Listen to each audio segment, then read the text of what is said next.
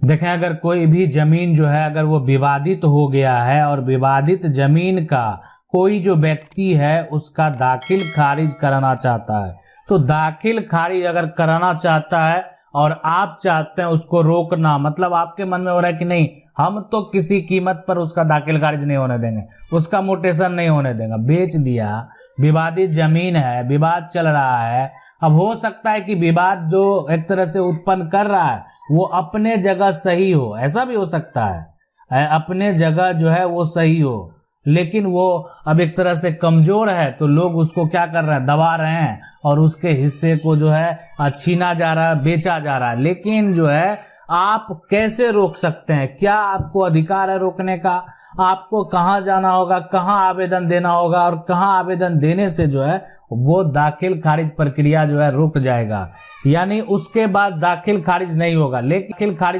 लेकिन ये डिपेंड करता है कि क्या आपके पास अधिकार है दाखिल खारिज रोकने का। आप जो है आपका अधिकार किस प्रकार से आपको पता चलेगा कि आपका अधिकार है, आप रोक सकते हैं। बहुत ऐसा केस है जहां पर जो है आपका अधिकार ही नहीं है, आप जाएंगे आपका कोई भी बात नहीं सुना जाएगा, वहां तो आपका अधिकार ही नहीं है। तो जहां अधिकार नहीं है, सिर्फ आप जो है आपके पास कोई सबूत नहीं है, आपके पास कोई प्रूफ नहीं है और आप रोकने के लिए चले जाते हैं, तो वैसा कार्य जो नहीं रुकता है, फिर वो तो होके रहेगा। इसीलिए कि आपके पास कोई ठोस दलील होना चाहिए। अगर आपके पास कोई ठोस दलील है तो जो आपका मान लेते हैं विवादित जमीन है उस पे जो भी किसी प्रकार का कोई कार्य है वो जो है रुक जाएगा।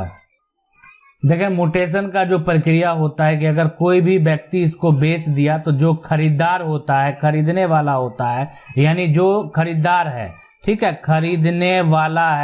है ना, जो जमीन को खरीदा है वो क्या करेगा, ऑनलाइन अप्लाई करेगा। ऑनलाइन जो है अप्लाई करेगा, क्यों करेगा, ताकि इस जमीन का वो मोटेशन करा सके। वो ऑनलाइन अप्लाई करेगा ताकि वो इस जमीन का जो है मोटेशन करा सके, ठीक है, इसलिए मोटेशन करा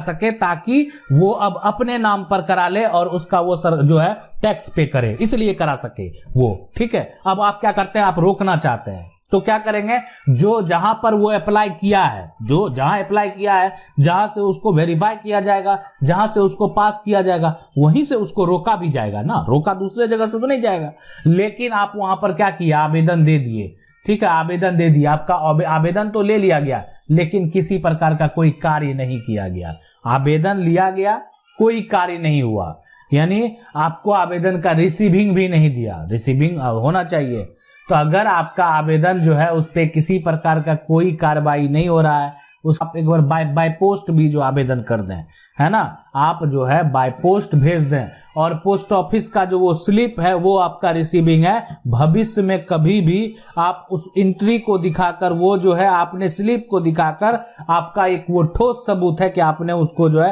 रोकने का प्रयास किया, लेकिन जो अधिकारी है वो रुकने को तैयार नहीं थे, उसका जो है मोटेशन एक तरह से कर दिया गया। अगर कोई भी देखें मामला अगर कोर्ट में चल रहा है, किसी भी व्यक्ति का अगर मामला कोर्ट में है, तो अगर वो जमीन का विवाद है तो वो उसका अगर सिर्फ ये दे देंगे कि केस नंबर जो है आवेदन में आप मेंशन कर देंगे, तो विवादित जमीन का मोटेशन करने का अधिकार जो है वो अधिकारी को नहीं है। अगर वो करेंगे तो वो गलत है। अगर जो जिस पर पहले से पता चल गया कि इस पे केस चल रहा है, बात स्पष्ट हो जाता है, तो फिर आगे उसका मोटेशन, जब तक फैसला नहीं होगा तब तक मोटेशन नहीं होगा। तो इसलिए वो उस पे विवाद है तो उसका मोटेशन जो है रिजेक्ट कर दिया जाता है। यानी देखिए, दो ही ऑप्शन होता है, या तो रिजेक्ट कर देना है या तो उसको जो है एक्सेप्ट कर लेना है। दो होता है, एक टाइम पीरियड दिया जाता है अधिकारी को,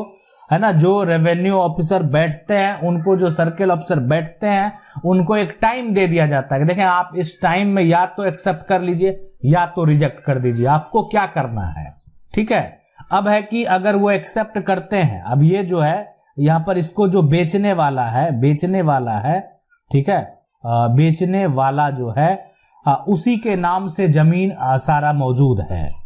यानी उसके नाम जो है आप कह सकते हैं जमीन है, वो सरकार को टैक्स दे रहा है, उसके नाम जमाबंदी है, सब कुछ है, उसके अलावा किसी का नाम नहीं है, तब मोटेशन नहीं रुकेगा। क्यों नहीं रुकेगा, देखें ठीक है, आप एक हिस्सेदार हो सकते हैं, आपका दावा सही हो सकता है, आप एक हिस्सेदार होने के नाते आप ये दावा कर सकते हैं, लेकिन उस वर्तमान में क्या है, उस व्यक्ति के नाम से जमीन है और वो बेचने का जो है अधिकार रखता है, तो वो बेच सकता है, आप उसको नहीं रोक पाएंगे। अब है कि आप उसके बाद आपको कैसे रोकना। सबसे पहले जमीन जो उसके नाम गया, मान लेते हैं खतियान से उसके नाम पर चला गया है ना, तो नाम पर जो आ गया एक तरह से, तो आपको ये जो मोटेशन पहले हो चुका है ना, तो वो मोटेशन को पहले कैंसिल कराना है, पहले उस मोटेशन को आपको तोड़ना है। खतियान से जो एक तरह से मोटेशन हो गया किसी एक के नाम पर, ठीक है, उसमें आपका नाम नहीं आया, तो आपको सबसे पहले उस मोटेशन को कैंसिल करवाना होगा। और उस मोटेशन को कैंसिल करवाने के लिए आपको क्या करना होगा, म्यूटेशन अपील केस फाइल करना होगा अपने अनुमंडल में, ठीक है, अपने अनुमंडल में जो भी एक तरह से रेवेन्यू ऑफिसर है उनके पास। अब एक तरह से हर लेवल है, जो भी अधिकारी है, जैसे आपका क्या होता है सिविल कोर्ट है, उसके बाद एक तरह से जिला है, हाई कोर्ट है, उसके बाद क्या कहते हैं सुप्रीम कोर्ट है, तो हर एक लेवल आप जो है डायरेक्टली ऊपर नहीं चले जाते हैं। आप अगर एक जगह असंतुष्ट हो जाते हैं तो फिर दूसरे जगह अपील करते हैं, तो उसी तरीके से यहाँ पर तो आपको अभी पावर ही नहीं है। जो अंचल लेवल के अधिकारी है उनको वो रद्द करने का, यानी आपकी जो है एक तरह से जो गलत तरीके से हुआ है उस पर फैसला देने का अगर पावर नहीं है,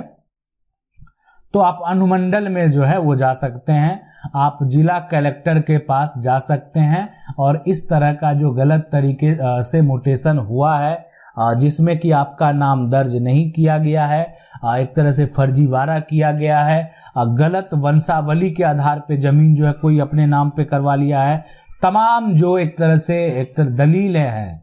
तो अगर वो जब उसका फैसला आएगा, इसलिए कि जब आप केस फाइल करेंगे उसके ऊपर, तो फिर सारा कुछ वेरीफाई किया जाएगा कि सही में ऐसा हुआ है क्या, कि एक व्यक्ति के ऊपर एक हिस्सेदार के नाम से कोई जमीन ही नहीं है, कोई जमीन जो है नहीं है, ऐसा हुआ है क्या। तो अगर लगेगा, जो मजिस्ट्रेट है अगर उनको लगेगा कि नहीं ये जो एक दलील है वो सही है और इसमें एक व्यक्ति के नाम से ही जमीन सारा जो है एक तरह से रन कर रहा है और बाकी जो हिस्सेदार हैं उसके नाम तो जमीन ही नहीं है, और जिसके नाम से जमीन रन कर रहा है वो बेचे जा रहा है, विवाद खड़ा कर रहा है, तो उस केस में जो है जो पुराना मोटेशन है उसको कैंसिल कर दिया जाएगा, ठीक है। तो ये पूरा प्रक्रिया को फॉलो करना पड़ेगा अगर आप जो है दाखिल खारिज को रोकना चाहते हैं तो, ठीक है। एक तो हो गया कि आप रोकने के लिए ये जो प्रक्रिया है, और साथ में अगर आप जो है ठोस कदम उठाएंगे